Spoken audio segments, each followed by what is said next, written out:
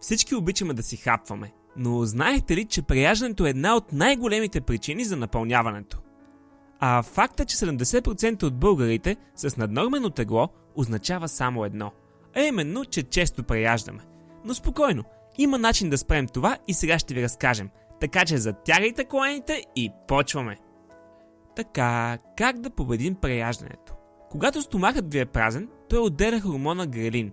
Грелина интерактва с мозъка и един вид включва желанието за ядене. Когато задоволите това желание, чрез ядене, нивата на грелин отново падат и гладът изчезва. След самото ядене, друг хормон, наречен лептин, се отделя, който също интерактва с мозъка и изключва желанието за ядене. И вуала! Вече не сме гладни, не преяждаме и всичко е идеално. Но щом всичко е толкова лесно, защо ни е толкова трудно да откажем десерта или не си иска да хапнем пуканки или чипс след вечеря? Историята е следната. Много учени са доказали, че в далечното минало нашите прадеди трудно са намирали храни и висока калоричност, а по това време тялото се нуждаело от такава храна за оцеляване. И като резултат от това тя ставала изключително желана от тялото ни.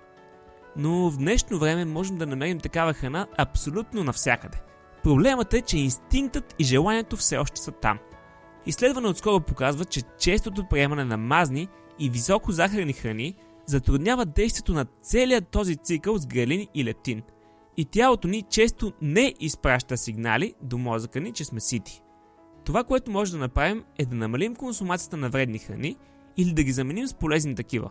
Голямото решение обаче е да спрем достъпа на децата си до такава храна, за да имат ефективна система за хранене в бъдещето си и да не преяждат като нас.